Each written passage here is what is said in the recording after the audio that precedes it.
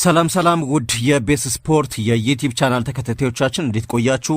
ለሰዓቱ የተዘጋጁ ስፖርታዊ መረጃዎችን ይዘን በሰዓታችን ተገኝተናል። በቆይታችንም የተለያዩ ጉዳዮችን እናነሳለን። ስለ ቬኒሺየስና ስለ ብሩኖ ጉማሬሽ የተሰሙ አዳዲስ ጉዳዮችን እንመለከታለን። ከዛ በተጨማሪ ወደ ካሪንግተን የተመለሱ የዩናይትድ ተጫዋቾችንም የምንመለከት ይሆናል። ዣቪ አሎንሶ የተናገሩትን አንድ ጉዳይ እናነሳለን። ከዛ በተጨማሪ አዲሱ የአርሰናል ፈራሚ ክሪስቶስ ዞሊስ የተናገረውን መረጃ እንደዚሁም እናቀርብ ይሆናል። ሌሎችም ከሊቨርፑል፣ ከቼልሲ፣ ከማንቸስተር ሲቲ ጋር የተያያዙ የዝውውር ጉዳዮች አሉ። እነዚህን ሁሉ በቆይታችን ትሰማላችሁ። ታዲያ ለዚህ ቻናል አዳዲስ የሆናችሁ ቤተሰቦቻችን ቻናሉን ሰብስክራይብ አድርጋችሁ እንድትጀምሩ በአክብሮት እንጠይቃለን። በቀጥታ ወደ መረጃዎቻችን ስናመራ የቬኒሺየስን ጉዳይ እናስቀድም። የሪያል ማድሪዱ ተጫዋች ቬኒሺየስ ጁኒየር እንግዲህ ከዓለም ዋንጫ መልስ ያደረገውን እረፍት አጠናቆ ዛሬ ጠዋት ወደ ክለቡ የልምምድ ማዕከል መመለሱን ስካይ ስፖርት አስነብቧል። ብራዚላዊ ተጫዋች በሪያል ማድሪድ ቤት ያለው የኮንትራት ዘመን የመጨረሻ ዓመት ላይ መድረሱን ተከትሎ በክለቡ ቆይታው ዙሪያ የሚደረጉ ድርድሮችና ክርክሮች የበርካቶችን ትኩረት ስበዋል እና ይህንን አጋጣሚ ለመጠቀም የፈለገው አርሰናልም የተጫዋቹንና የክለቡን የድርድር ሁኔታ በንቃት እየተከታተለ የሚገኝ ሲሆን ሪያል ማድሪድ ተጫዋቹን የመሸጥ ምንም አይነት ፍላጎት እንደሌለውና በአዲስ ውል ለተጨማሪ ዓመታት ለማቆየት እንደሚፈልግ በተደጋጋሚ እየተናገረ ነው። በተለይም አዲሱ የክለቡ አሰልጣኝ ጆዜ ሞሪኒዮ ቬኒሺየስ በክለቡ ውስጥ ካሉት ወሳኝ ተጫዋቾች መካከል ዋነኛው ሆኖ እንዲቀጥል ፍላጎት አላቸው። ሞሪኒዮ ተጫዋቹ በቡድናቸው ግንባታ ላይ ወሳኝ ሚና እንዳለው እንደዚሁ ነግረውታል እየተባለ ነው የሚገኘውና እነዚህ መረጃዎች በዚህ በኩል ቢወጡም በሌላ በኩል ግን የሪያል ማድሪዱ ፕሬዝዳንት ፍሎሬንቲኖ ፔሬስ ተጫዋቹ አሁን በሚከፈለው ደሞዝ ኮንትራቱን እንዲያራዝም፣ ነገር ግን ተጫዋቹ የጠየቀውን ደሞዝ ሪያል ማድሪድ መክፈል እንደማይፈልግ ነግረውታል ነው እየተባለ የሚገኘው። በዚህ ምክንያት ኮንትራቱን በማራዘም ጉዳይ ላይ ክርክሮች አሁንም እንዳሉ እየተሰማ ነው የሚገኘው። ግን ያው ሪያል ማድሪድ በገጻቸው እንዳስታወቁት ከሆነ ቬኒሺየስ ወደ ልምምድ ዛሬ መመለሱን በይፋ አስታውቋል። ከዛ በተጨማሪ ስለ ቬኒሺየስና አርሰናል ጉዳይ እስካሁን ድረስ ምንም ሳይል የቆየው ፋብሪዚዮ ሮማኖ በገጹ ቪኒና በርናርዶ ሲልቫ ወደ ስራ ገብቷል በሚል መረጃውን አጋርቷል። ጆዜ አዲሱን የሪያል ማድሪድ ቡድኑን ለ2026/27 የውድድር ዘመን እያዘጋጀ ነው ከሚል ጽሑፍና ፎቶ ጋር ማለት ነው። ግን አርሰናል አሁንም ቢሆን የተጫዋቹን ጉዳይ በቅርበት እየተከታተለ እንዳለና በሪያል ማድሪድና በቬኒሺየስ መካከል ያሉ ክፍተቶችን ለመጠቀም እየሰራ እንደሆነ እየተሰማ ነው የሚገኘው። በዋናነት ግን ያው ትኩረት የሆነው ተጫዋቹ ዛሬ በሪያል ማድሪድ ልምምድ ላይ የመካፈሉ ጉዳይ ነው። ከዛ በተጨማሪ ስፔን የቼልሲ አሰልጣኝ ዣቪ አሎንሶ በሪያል ማድሪድ ስለነበረው ቆይታ አስተያየቱን ሰጥቷልና የሪያል ማድሪድ ቆይታዬ ጠባሳ ጥሎብኛል ያለ ሲሆን በጊዜ ሂደት ግን ይፈወሳል ብሏል። አሰልጣኙ በአስተያየቱ ወደ ኋላ ተመልሶ ስለ ጥሩና ጥሩ ያልሆኑ ነገሮች እንደሚያስቡ ተናግሯል። በራሴ ላይ ጨካኝና ራሱን የሚወቅስ ሰው ሆኜ ነበር የሚሉት ዣቪ አሎንሶ የተሻለ ማድረግ እችል ስለነበር ነገር አስባለሁ ሲል ይገልጻልና ግን በአጠቃላይ በጣም መጥፎ ጠባሳ የሪያል ማድሪድ ቆይታው ጥሎበት እንዳለፈ እንደዚሁ አንስቷልና ወደ ኋላ ዞር ብዬ ባስተካክላቸው ብዙ ነገሮችን አስተካክል ነበር ሲል አዲሱ የሰማዮቹ አለቃ ዣቪ አሎንሶ ተናግሯል። በሌላ በኩል ቶተንሃም ሆትስፐር ቪክተር ኦሲሜሄንን ለማስፈረም ጥያቄ ማቅረቡ እየተሰማ ነው የሚገኘው። የሰሜን ለንደኑ ክለብ የጋላታሳራዩን አጥቂ ለማስፈረም 55 ሚሊዮን ፓውንድ ማቅረቡን የቱርክ መገናኛ ብዙሃን እየዘገቡ ነው የሚገኙት።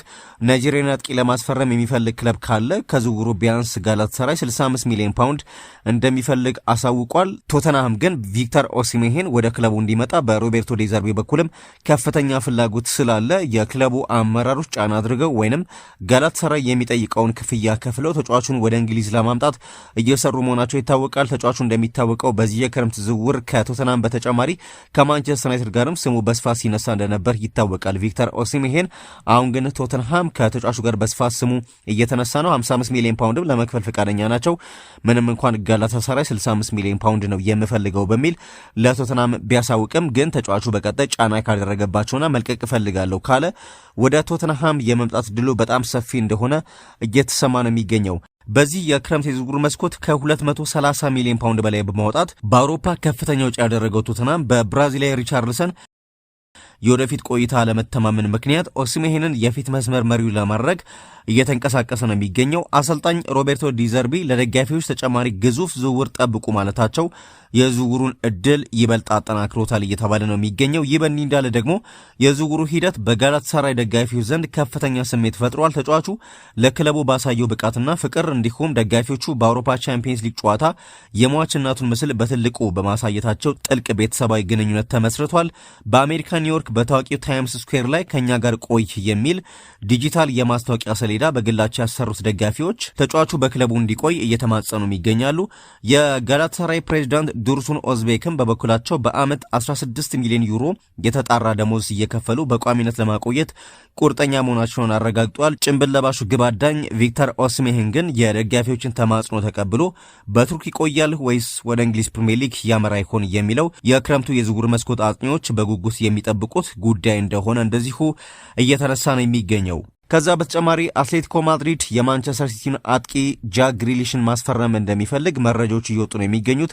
የ30 ዓመቱ ተጫዋች በሲቲ አሁን ላይ አይፈለግም። የኢንዞ ማሬስካም የእቅድ አካል አይደለም እና መረጃዎች እንደሚያመላክቱ ተጫዋቹ ባለፈው ዓመት በውሰት ባሳለፈበት ኤቨርተንና በቀድሞው ክለቡ አስቶን ቪላም ጭምር ይፈለጋል። ግን አትሌቲኮ ማድሪድ ተጫዋቹን ለማስፈረም እንቅስቃሴ መጀመሩ የተሰማ ነው የሚገኘው። ራሱ ግሪሊሽ ወደ ላሊጋ መሄድ ከፈለገ ዝውውሩ የመፋጠን እድል ሊኖረው ይችላል። ግን በኢንዞ ማሬስካ እቅድ ውስጥ እንደሌለና በቀጣይም በውሰት አሊያም በቋሚ ሽያጭ ኢታደለቆ ጃክ ግሪሊሽ ሊወጣ እንደሚችል መረጃዎች እያሳዩ ይገኛሉ። ሌላኛው ጉዳይ ፓሪስ ጀርመን የፓርማውን ጃፓናዊ ግብ ጠባቂ ዚዮን ሱዙኪን ለማስፈረም መቃረቡ የተሰማ ነው የሚገኘው። የፈረንሳዩ ክለብ ጃፓናዊ ግብ ጠባቂ ለማምጣት 33 ሚሊዮን ዩሮ እንደሚከፍል የፈረንሳዩ ሌኪፕ እንደዚሁ ዘግቧልና በዚህ ዓለም ዋንጫ በጣም የበርካቶችን ትኩረት ከሳቡ ተጫዋቾች መካከል አንደኛው የጃፓኑ ግብ ጠባቂ እንደሆነ ይታወቃል። መልኩም ጭምር ጥቁር መሆኑ በጃፓን ብሔራዊ ቡድን አነጋጋሪ የሆነ ግብ ጠባቂ ነው። ይህ ተጫዋች እንግዲህ ከፓርማ ወደ ፓርክ ደ ፕሪንስ ሊያመራ እንደሚችል እየተሰማ ነው የሚገኘው። አጠቃላይ ዋጋውም እስከ 33 ሚሊዮን ዩሮ እንደሚገመት ዘገቦች ያሳያሉ። ከዛ በተጨማሪ ሪያል ማድሪድ እንደ ክለብ በሰሞነኛው የፊፋና የአውሮፓ እግር ኳስ ማህበር ውዝግብ ምክንያት የአውሮፓ እግር ኳስ ማህበርን ማመስገኑ እየተሰማ ነው የሚገኘው። ዓለም አቀፉ የእግር ኳስ ፌዴሬሽኖች ማህበር ፊፋ ሰሞኑን ዓለም ዋንጫን የመሰሉ ውድድሮችን የንግድ ድርሻዎች ለግል ባለ ሀብቶች ለመሸጥ ያቀረበው እቅድ በአህጉራት እግር ኳስ ፌዴሬሽኖች ተቃውሞ ማስተናገዱ አይዘነጋምና የአውሮፓ እግር ኳስ ማህበር አባል ሀገራት ደግሞ ይህ እቅድ የሚተገበር ከሆነ ራሳቸውን ከየትኛውም የፊፋ ውድድሮች እንደሚያገሉ አስታውቀው ነበር። በዚህ ሂደት ላይ እንዳለ ነው ፊፋ እቅዱን መሰረዙን ያስታውቀው። ፊፋን ታዲያ ለዚህ ውሳኔ እንዲበቃ ካደረጉት አንዱ የሆነው የአውሮፓ እግር ኳስ ማህበር እርምጃ ነው እና እግር ኳስን የታደገ ውሳኔ ሲል ሪያል ማድሪድ አሞግሷቸዋል። ይህ ዜና ለእግር ኳስ ለተቋማት ከምንም በላይ ደግሞ እግር ኳስን ለሚወዱ ሚሊዮን ደጋፊዎች ትልቅ ትርጉም ያለው ነው ብሏል ሪያል ማድሪድ ባወጣው መግለጫ። ማድሪድ ለዩኤፋ ለሌሎች እግር ኳስ ኮንፌዴሬሽኖችና ፌዴሬሽኖች ምስጋናውን ያቀረበ ሲሆን ይህ ህብረት እግር ኳስን በወሳኝ ሰዓት የታደገ መሆኑን አስታውቋል። የብሔራዊ ቡድን ውድድሮችና ዓለም አቀፍ ዋንጫ ከሁሉም በላይ ናቸው ያለው የሪያል ማድሪድ መግለጫ እነርሱ የህዝቦች ፍላጎት የሚንጸባረቅባቸው የእግር ኳስ ደጋፊዎችና የማህበረሰብ ቅርስ ናቸው ሲል ገልጿቸዋል። በዚህ ምክንያት ለጥቂቶች ፍላጎትና ለገንዘብ ጥቅም ተብሎ ትልቁ የእግር ኳስ መድረክ ለገበያ መቅረቡ ተገቢነት የለውም ሲል የ15 ጊዜ የአውሮፓ ሻምፒዮኑ ክለብ አቋሙን ይፋ አድርጓልና ከጂያኒ ኢንፋንቲኖ እንግዲህ ተቃራኒ ሆኖ ነው ሪያል ማድሪድ መግለጫ ያወጣው። ከዛ በተጨማሪ ጂያኒ ኢንፋንቲኖ አሁን ላይ ትራምፕን እርዳታ ሊጠይቁ እንደሆነ የተሰማ ነው የሚገኘው። የፊፋው ፕሬዚዳንት ኢንፋንቲኖ አዲሱን እቅዳቸውን እንደሰረዙ ቢያሳውቁም ጫናዎች አሁን ላይ በጣም በርትተውባቸዋል እና ከፊፋ ፕሬዚዳንትነት ስራቸውን እንዲለቁም እየተጠየቀ ነው የሚገኘውና አሁን ላይ ታዲያ በፕሬዚዳንትነት እንዲቀጥሉ የአሜሪካውን ፕሬዚዳንት ዶናልድ ትራምፕን እርዳታ ለመጠየቅ ማቀዳቸው እየተዘገበ ነው የሚገኘው። እርዳታውን ለመጠየቅም በፕሬዚዳንት ዶናልድ ትራምፕ አስተዳደር ውስጥ ካሉ ትልቅ የመንግስት ኃላፊዎች ጋርም ይነጋገራሉ ተብሏል። ጂያኒ ኢንፋንቲኖ በተጨማሪ የሀገራት ፌዴሬሽኖች የድጋፍ ይፋዊ መግለጫ እንዲያወጡ እየጠየቁ መሆኑ እየተሰማ ነው የሚገኘው። ሌላኛው ጉዳይ ዛሬ ከደቂቃዎች በፊት በበርካታ መገናኛ ብዙሃን ሲዘገብ የነበረው አርሰናል ብሩኖ ጉማሬሽን ለማስፈረም ያቀረበው የመጀመሪያ ጥያቄ በኒውካስል በኩል ውድቅ መደረጉ ነው። አሰልጣኝ ማይክል አርቴታ የአማካይ ክፍሉን ለማጠናከር ብራዚላዊን ተጫዋች የመጀመሪያው ኢላማ ያደረገ ቢሆንም የሴንት ጄምስ ፓርኩ ክለብ ግን ተጫዋቹን በቀላሉ የመልቀቅ ፍላጎት እንደሌለው ዛሬ አሳውቋቸዋል ተብሏል። ስካይ ስፖርት እንደዘገበው ከሆነ አርሰናል ከኒውካስል አመራሮች ጋር ቀጥታ ንግግር ካደረገ በኋላ ያቀረበው የዝውውር ጥያቄ ኒውካስሎች ሳይቀበሉት ቀርተዋል ነው የተባለው። መድፈኞቹ የ28 ዓመቱን አማካይ ለአዲሱ የውድድር ዘመን የክለቡ ዋነኛ ኢላማ አድርገውታል። ሆኖም የኒውካስል የበላይ ኃላፊዎች ተጫዋቹን አሳልፈው ለመስጠት ፍላጎት እንደሌላቸው እየተነገረ ነው የሚገኘው። አርሰናል አሁን ላይ በዚህ ጥያቄ ሳይደናገጥ የተሻሻለ ሁለተኛ ጥያቄ ማቅረብ በሚችሉበት ሁኔታ ላይ በዝግ እየተመካከሩ ይገኛሉ ይገኛል ተብሏል። እንደ አውሮፓውያን አቆጣጠር በ2022 ከሊዮን በ40 ሚሊዮን ፓውንድ ኒውካስልን የተቀላቀለው ብራዚላዊ አማካይ ለክለቡ 195 ጨዋታዎችን አድርጎ 31 ጎሎችን በማስቆጠር የቡድኑ ዋና ሞተር መሆን ችሏል። ጉማሬሽ ዝውውሩ እንዲከናወን ጫና እያደረገ ነው ተብሏልም እና የዝውውሩ ሂደቱን ይበልጥ ያፋጥነዋል የተባለው ደግሞ ተጫዋቹ ራሱ ወደ አርሰናል ለማቅናት ያለው ከፍተኛ ፍላጎት ነው ተብሏል። ተጫዋቹ ይፋዊ የዝውውር ጥያቄ ለማስገባትና ከክለቡ አመራሮች ጋርም ፊት ለፊት ተነጋግሮ ዝውውሩን ለማፋጠን በስፔን ማላጋ ወደሚገኘው የክለቡ የቅድመ ውድድር ዘመን ልምምድ ካምፕ ዛሬ መቀላቀሉ እየተሰማ ነው የሚገኘው። በነገራችን የተጫዋቹ መልቀቅ ፍላጎት እንዲጨምር ያደረገው ደግሞ የቀድሞ አሰልጣኙ ኤዲ ሃው እንዲሁም እንደ አንቶኒ ጎርደን እና ሳንድሮ ቶናሊ ያሉ ቁልፍ ተጫዋቾች ክለቡን ለቀው መውጣታቸው እንደሆነ ተነግሯል። ጉማሬሽ ቀደም ሲል ለቀድሞ አሰልጣኙ ባስተላለፈው የስንብት መልእክት የዚህ ክለብ ንጉስ ላደረግክልን ነገር ሁሉ አመሰግናለሁ፣ አብረን ያሳለፍነውን ጊዜ በጣም ወደዋለሁ፣ የተሻለ ተጫዋችና ሰው ስላደረከኝ አመሰግናለሁ በማለት ገልጾት ነበር። በቀጣይ ኒውካስልን ይረከባሉ ተብሎ ለሚጠበቁት ለማቲያስ ሊስሌ የተጫዋቹ መልቀቅ ራስ ምታት ሆኖባቸዋል። አሰልጣኙ አዲሱን ቡድናቸውን በብራዚሊያ አምበል ዙሪያ ለመገንባት አቅደው የነበረ ቢሆንም የመጀመሪያ ጨዋታቸውን ሳይመሩ የክለቡን ተጽዕኖ ፈጣሪ ተጫዋች የማጣት ስጋት ተደቅኖባቸዋል። ኒውካስል ግን ያው የክለቡን ወሳኝ ተጫዋቾች ቢያጣም ዝውውሮችን እያደረገ ነው የሚገኘው። በቅርቡ ከ34 ዓመቱ ግብ ጠባቂ ኒክ ፖፕ ጋር የሚፎካከር የ25 ሚሊዮን ፓውንድ ውል ማፍረሻ በመክፈል ሉካስ ሆርኒቼክን ማስፈረማቸው ይታወቃል። የፊታችን ቅዳሜ ከቫሌንሲያ ጋር የቅድመ ውድድር ዘመን ወዳጅነት ጨዋታም ስላላቸው አዲሱ አሰልጣኝ ቡድናቸውን ለማዘጋጀት አጭር ጊዜ አላቸው እየተባለ ነው የሚገኘው። ጉማሬሽ ግን ከቡድኑ ጋር በስፔን ልምምድ እየሰራ ቢቆይም ዋነኛው ትኩረቱ ግን ወደ ኤሚሬትስ በሚያደርገው ዝውውር ላይ እንደሆነ ለተጫዋቹ ቅርበት ያላቸው ምንጮችና የብራዚል መገናኛ ብዙሃን በስፋት እያነሱት ያለ ጉዳይ ሆኗል። ግን ከዛ በተጨማሪ የተለያዩ መረጃዎች፣ የተለያዩ ዘገቦችን ከዚህ ጉዳይ ጋር እያወጡ ነው የሚገኙት። ዴቪድ ኦርነስቲንና ፋብሪዚዮ ሮማኖ አርሰናል ዝውውሩን ለመጨረስ ተቃርቧል ሲሉ እንደ ሌኪፕና ኢስፔን ብራዚል አይነት መረጃዎች ደግሞ ዝውውሩ ተጠናቋል የሚሉ መረጃዎችን እያሰራጩ ነው የሚገኙት። ሌራይደር አይነት የኒውካስል ምንጮች ደግሞ አርሰናል ይፋዊ ጥያቄ አላቀረበም ብለው እየካዱ ነው የሚገኙት። ቤን ጃኮብስ እንደዚሁ ጉማሬሽ መልቀቅ እንደሚፈልግ ለኒውካስል አልተናገረም የሚሉ ዘገባዎችን የተለያየ አይነት መልእክትና መረጃዎችን እያወጡ ነው የሚገኙት። ነገር ግን የብሩኖ ጉማሬሽ ወደ አርሰናል የማምራቱ ነገር የሚቀር አይመስልም እየተባለ ነው የሚገኘው። የተጫዋቹ ዝውውርን በቅርብ ጊዜያት ይፋ እንደሚደረግ እየተሰማ ነው የሚገኘው። ሌላኛው ጉዳይ ማመር ሳላ ወደ ትራብዞንስፖር ሊዘዋወር ነው የሚለውን ዜና የክለቡ ፕሬዚዳንት ማስተባበላቸው እየተነገረ ነው የሚገኘው። ሳላ ከሊቨርፑል መለያየቱ እርግጥ ከሆነ በኋላ ስሙ ከቱርክ ክለቦች በተለይም ከቤሺክታሽ ጋር ሲነሳ ቆይቷል። ዝውውሩ ሊጠናቀቅ ተቃርቧል የሚሉ መረጃዎችን በተደጋጋሚ ሲወጡ ነበርና ከሰሞኑ ደግሞ ሌላኛው የቱርክ ክለብ ትራብዞንስፖር ጣልቃ ገብቶ ተጫዋቹን የግሉ ሊያደርገው እንቅስቃሴ ጀምሯል የሚሉ መረጃዎች ሲሰራጩ ነበረ። ሆኖም የቱርኩ ክለብ ፕሬዚዳንት ኤርቱግሩል ዶጋን ይህን መረጃ አስተባብሏል። ማንኛውም ቡድን እንደ ማመር ሳላ ያሉ ኮከቦችን ማስፈረም እንደሚመኝ የጠቀሱት ፕሬዚዳንቱ አሁን ግን ክለባቸው ሳላህን የማስፈረም እቅድ እንደሌለው ገልጿል። መሰል እንቅስቃሴዎች ቢኖሩ ለመገናኛ ብዙሃንም ሆነ ለደጋፊዎች መረጃ እንደሚሰጡ የተናገሩ ሲሆን አሁን ግን ከተጫዋቹ ጋር የተደረሰ ምንም አይነት ስምምነት እንዳልተደረገ ገልጿል። የማመር ሳላ ቀጣይ ማረፊያ አሁንም በጉጉት እየተጠበቀ ነው። ቤሺክታሽ፣ ፊነርባቼና ጋላታሳራይም እንደዚሁ ስማቸው እየተነሳ ቢገኝም በስፋት ከትናንት ጀምሮ አንደኛ ትራብዞንስፖር፣ ከዛ በተጨማሪ ቤሺክታሽ ስማቸው እየተነሱ ያሉ ክለቦች ናቸው። ሌላኛው መረጃችን ክርስቲያኖ ሮናልዶ ከፍቅረኛው ጆርጂና ሮድሪጌዝ ጋር ጋብቻ ሊፈጽም እንደሆነ እየተነገረ ነው የሚገኘው። ሮናልዶ በትውልድ ስፍራው ማዴራ ደሴት የፊታችን ቅዳሜ የሰርግ ስነስርዓቱን ለማካሄድ ቀን ቆርጧል ተብሏል። ጋብቻውን ከፈጸመ በኋላም በአቅራቢያው በሚገኘው ባለ 5 ኮከብ ሆቴል ውስጥ ድግስ ማዘጋጀቱን አስታውቋል። ከአርብ ጀምሮም የሆቴሉ 2 ፎቆችና ዋና ዋና ለሰርጉ ዝግጅት የተያዙ ክፍሎች ሙሉ ለሙሉ ዝግ እንደሚሆኑ መረጃዎች ይጠቁማሉ። ሮናልዶና ጆርጂና ከ10 ዓመታት በፊት በ2016 የተገናኙ ሲሆን ሮናልዶ አስቀድሞ ከወለዳቸው 3 ልጆች በተጨማሪ በጋራ 2 ልጆችን አፍርተዋል። ሮናልዶ ከዓለም ዋንጫ በኋላ የጋብቻ ስነስርዓቱን እንደሚፈጽም በተናገረው መሰረት ቃሉን ለማክበር መቃረቡ እንደዚሁ የተሰማ ነው የሚገኘው። ሌላኛው አዲሱ የአርሰናል ተጫዋች ዞሊስ የሰጠውን አስተያየት እንመልከት። አዲሱ የመድፈኞቹ ፈራሚ ክሪስቶስ ዞሊስ ለአርሰናል ፕሪሚየር ሊጉን መድገም ከባድ አለመሆኑን ተናግሯል። አርሰናል ተመሳሳይ ቡድን መያዙን ያነሳው ዞሊስ አዲሱ ፈራሚ እኔ ነኝ ያለሁት፣ ቡድኑ ያለፈው ዓመት የነበረው ራሱ ነው ሲል ገልጿል።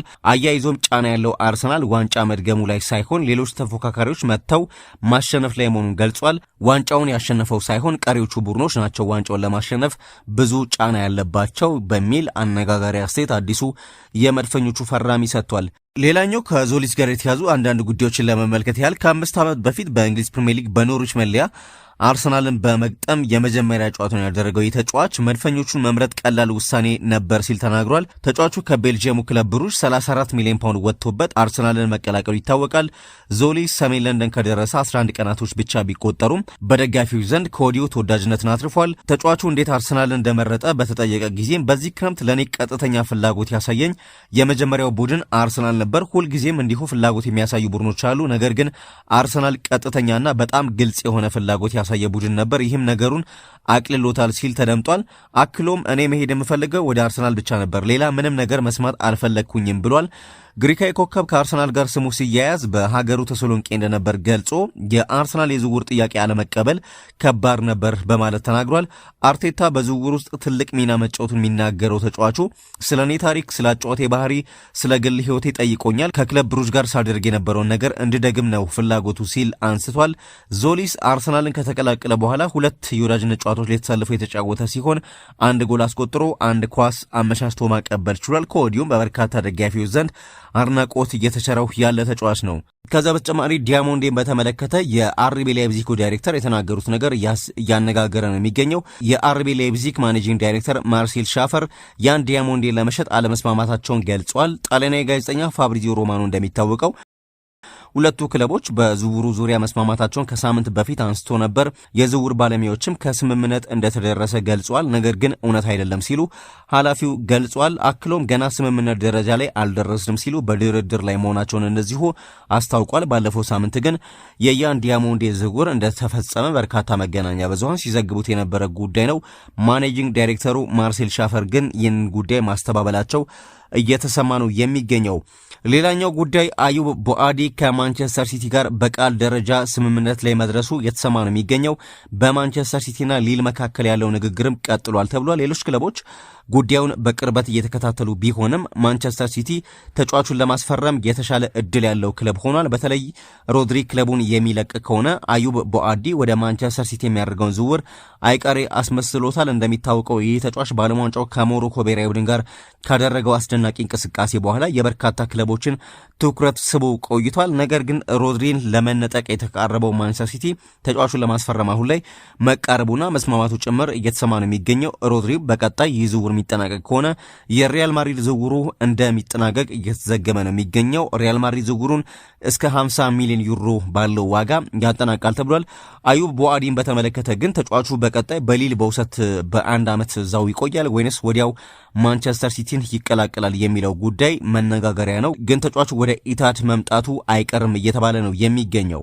ሌላኛው ጉዳይ ብሩኖ ፈርናንዴስ፣ ማቲያስ ኩኛ፣ ማዝራዊና ዳሎ ወደ ካሪንግተን መመለሳቸው የተሰማ ነው የሚገኘው። ተጫዋቾቹ በመጀመሪያዎቹ ቀናት የየራሳቸውን የጤና ምርመራና የአካል ብቃት ግምገማ ያደርጋሉ። ከፔሲጅ ጋር ለሚደረገው ጨዋታም ወደሚጓዘው ቡድን የመቀላቀል እድል አላቸው። ሴላመንስና ዩሪ ቲሊማንስም የመጫወት እድል ሊኖራቸው ይችላል። በቀጣይ ቤንጃሚን ሼሽኮ መጫወት ይችል እንደሆነ እስካሁን ድረስ ግልጽ አይደለም። ነገር ግን ዛሬ ማታ ላይ ተጨማሪ መረጃዎች ሊኖሩ እንደሚችሉ እየተሰማ ነው የሚገኘው። ግን ሁሉም ተጫዋቾች በሚባል ደረጃ ወደ ማንቸስተር ካሪንግተን እየተመለሱ ነው የሚገኙት። በቀጣይ አሰልጣኝ ማይክል ካሪክ ሁሉንም ተጫዋቾቻቸውን ይዘው የወዳጅነት ጨዋታቸውን ማድረጋቸውን ይቀጥላሉ። ማንቸስተር ዩናይትድ የግራ መስመር ተከላካይ ቦታውን ለማጠናከር አሁን የአርሰናሉን ወጣት ተጫዋች ሊዩስ ስኬሊን የማስፈረም እድሉ ሰፊ መሆኑ እየተሰማ ነው የሚገኘው። ክለቡ ቀደም ሲል አማካዮቹን ዩሪ ቴሌማንስና አንድሬ ሳንቶስን እንዲሁም ግብ ጠባቂው ካርል ደርሎውን ያስፈረመ ሲሆን አሁንም በዝውውር መስኮቱ ላይ በስፋት እየተሳተፈ ነው የሚገኘው።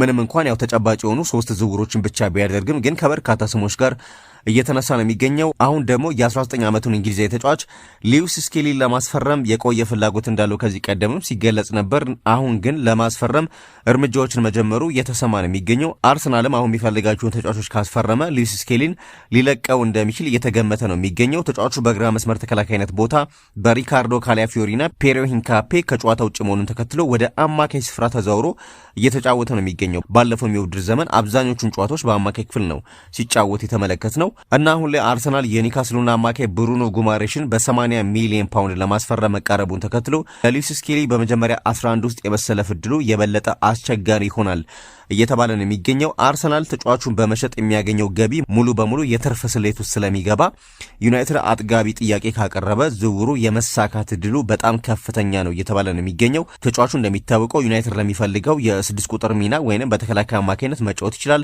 ከዛ ውጭ በግራ መስመር ተከላካይነትን መጫወት ስለሚችል በጣም ቨርሳታይል የሆነ ተጫዋች ነውና ለረጅም ጊዜ የዩናይትድ የግራ ፉልባክ ሆኖ ማገልገል ይችላል። እንደዚሁም ደግሞ መጠቀም ከፈለገ አሰልጣኝ ማይክል ካሪክ በአማካይ ስፍራ መጠቀም የሚችለው ተጫዋች ነው። እድሜው ገናም 19 ዓመቱ ላይ የሚገኝ ተጫዋች ነው ሉዊስ ስኬሊና ዝውውሩ ከተሳካ ለዩናይትድ በጣም ትልቅ የክረምቱ ዝውውር ይሆናል ተብሎ እየተሰማ ነው የሚገኘው። የተጫዋቹ የዝውውር ዋጋም እስከ 40 ሚሊዮን ዩሮ እንደሚገመትና ማንቸስተር ዩናይትድ አሁን ላይ እስከ 40 ሚሊዮን ዩሮ ለተጫዋቹን ለማቅረብ ፍቃደኛና ፍላጎት እንዳለው የተሰማ ነው። አርሰናል ግን የመጀመሪያ ጥያቄ ተጫዋቹ ላይ 70 ሚሊዮን ዩሮ ሊለጠፍበት እንደሚችል መረጃዎች እያመላከቱ ነው የሚገኙት። በቀጣይ በተለይ አርሰናል የብሩኖ ጉማሬሽን ዝውውር ይፋ ካደረገ በኋላ ማንቸስተር ዩናይትድ የመጀመሪያ ጥያቄውን ይዞ ወደ አርሰናል ያመራል ተብሎ እየተነገረ ነው የሚገኘው።